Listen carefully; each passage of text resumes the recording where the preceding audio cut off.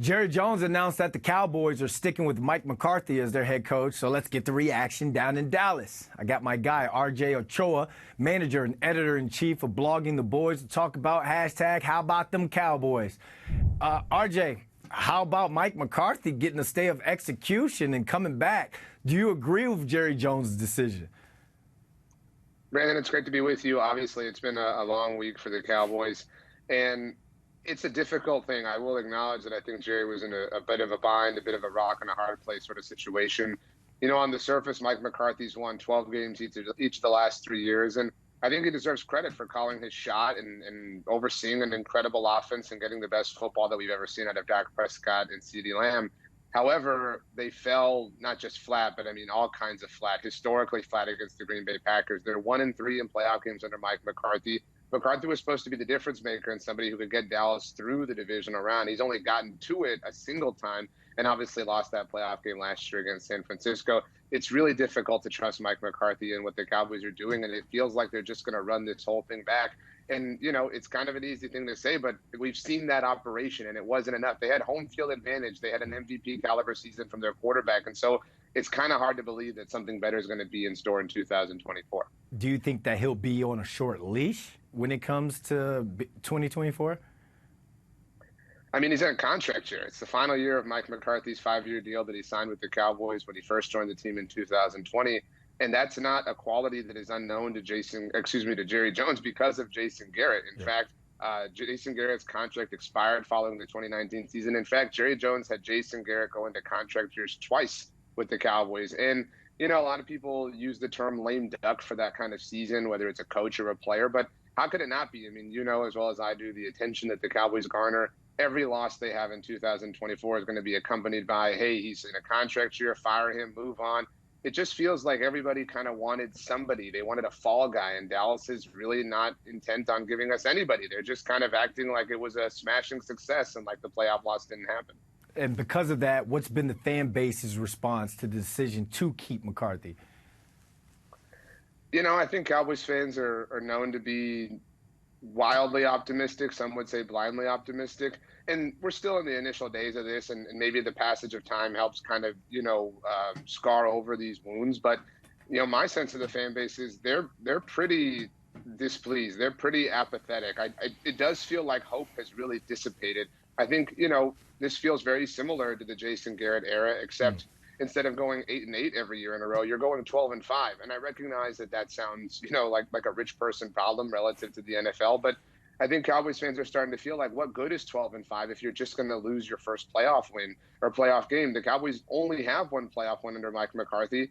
And it wasn't something anybody wanted to say or acknowledge. But now, you know, you can say that it was against a below 500 Buccaneers team. They have yet to win a game of significance against a top dog in the NFL. And that's something that has been true for the entire McCarthy era.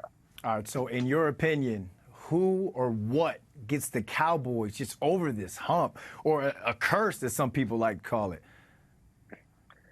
You know, a lot of people thought it was Jimmy Johnson going into the Ring of Honor, but they did that, and even that wasn't enough. And so they were about as perfect as you can be in 2023, and that is what I think is so disappointing. They wound up winning the division. They were the 2 seed. Had they won last week, they would have hosted the game this week with a ticket to the NFC Championship game, the ground that eludes them, and it just couldn't happen. So I think the point of frustration or the point of kind of devastation is if you can't get it done with all of those things, what makes you think you can do that again, but do that again and then get back and not mess it up? And you know, there's a lot that the Cowboys are going to have to figure out this offseason. There's a lot to this, but Dak Prescott has an enormous amount of leverage against the Cowboys in terms of contractual negotiations. He's likely going to get an extension this year that puts him at the top of the market as far as the quarterback position is concerned, which is obviously some incredible money. CeeDee Lamb needs a new deal. Micah Parsons is finally eligible for an extension. It's going to be an incredibly expensive offseason for the Cowboys, and their young nucleus is now still kind of young, but they're all going to be much more expensive than they have been in the past. And we'll talk about one of their bright spots has been defensive coordinator Dan Quinn. He's interviewed for some head coaching jobs. It's going to suck to see him leave that building if he does. Do you think he's going to get one of these vacant jobs that are still open? You know, you say it's going to suck, but I think most Cowboys fans are kind of willing to help Dan pack up his things and clean out the office. Really? it was a really rough end of the season for the Cowboys, and it wasn't just the playoff loss. I mean, the Cowboys, when they played the Seattle Seahawks on Thursday Night Football, Seattle didn't punt a single time in that game. They obviously got worked by the Bills in Buffalo. They allowed a game-winning drive against the Miami Dolphins, a Mike McDaniel team. Obviously, he's a former disciple of Dan Quinn from their time together in Atlanta. I mean, they allowed the Detroit Lions to waltz down the field and score what obviously some believe should have been the game-winning touchdown, the touchdown that led to that two-point conversion that everybody got all upset about.